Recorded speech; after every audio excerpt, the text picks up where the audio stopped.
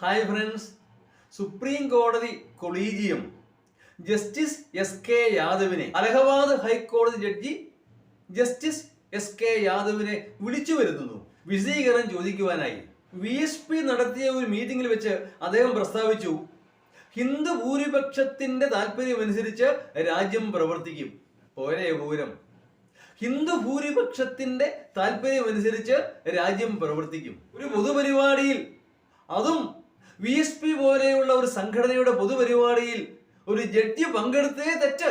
ജഡ്ജിമാർ അത്തരം പരിപാടികളിൽ പങ്കെടുക്കാനേ പാടില്ല. രണ്ടാമതായി തന്നെ ഇത്രയേറെ കോൺട്രവേഴ്സ്യലായ സാമുദായിക ധ്രുവീകരണത്തിന് കാരണമാക്കിയേക്കാവുന്ന ഒരു പ്രസ്താവന ഒരു ജഡ്ജിയുടെ ഭാഗത്തു നിന്ന് ഉണ്ടാവാനേ പാടില്ല. അതും ഇന്ത്യൻ ഭരണഘടനയുടെ അന്തസത്തയ്ക്ക് ഒരിക്കലും യോജിക്കുന്നതല്ല. പക്ഷേ യാഥാർത്ഥ്യം നമ്മൾ മനസ്സിലാക്കണം. കാര്യങ്ങൾ മാറി മറിയുകയാണ്. ഒരു വിധത്തിൽ പറഞ്ഞാൽ അദ്ദേഹം സത്യം തുറന്നു പറഞ്ഞു എന്നുള്ളതാണ് യാഥാർത്ഥ്യം. ഏതാണെങ്കിലും ഈ പ്രസ്താവനയെ ന്യായീകരിച്ചുകൊണ്ട് BJPയുടെ ഭാവി പ്രധാനമന്ത്രി സ്ഥാനാർത്ഥി ശ്രീ യോഗി ആദിത്യനാഥ് രംഗത്ത് വന്നിട്ടുണ്ട്.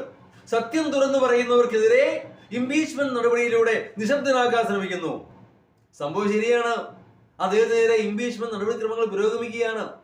അതെന്തായിരുന്നാലും ഒരു കാര്യം വ്യക്തമാണ്, ഈ രാജ്യം എങ്ങോട്ട് പോകുന്നു എന്നുള്ളത് ഇനി രണ്ടുവട്ടം ആലോചിക്കാനില്ല. എന്ന് പറഞ്ഞാൽ ജഡ്ജിമാർ പോലും BJP ഗവൺമെന്റിന്റെ ഇഷ്ടാനിഷ്ടം അനുസരിച്ചാണ് പ്രവർത്തിക്കുന്നതെന്നർത്ഥം. രാജാവിനേക്കാൾ വലിയ രാജഭക്തന്മാർ. അപ്പോ ഇംഗിതം അനുസരിച്ച് പ്രവർത്തിക്കുക. അങ്ങനെ എഴുതപ്പെടുന്ന നിയമങ്ങളൊന്നും തടസ്സമല്ല. നിയമങ്ങൾ അങ്ങനെ അവിടെ ഇരിക്കത്തേ ഉള്ളൂ. പ്രായോഗികമായി നടക്കുന്നത് എന്ന് പറയുന്നത് BJP ഗവൺമെന്റിന്റെ അല്ലെങ്കിൽ ഭരണപക്ഷത്തിന്റെ ഇഷ്ടാനിഷ്ടം അനുസരിച്ച് ജഡ്ജിമാർ പോലും പ്രവർത്തിക്കാൻ തയ്യാറാവുന്നു എന്നുള്ളതാണ്. അതാണ് എന്നെ ആശങ്കാകുലനാക്കുന്നത്. ഈ രാജ്യം മുമ്പോട്ട് പോകുന്ന ഏത് ദിശയിലേക്കാണ് എന്നുള്ളത് എന്നെ ആശങ്കാകുലനാക്കുന്നു.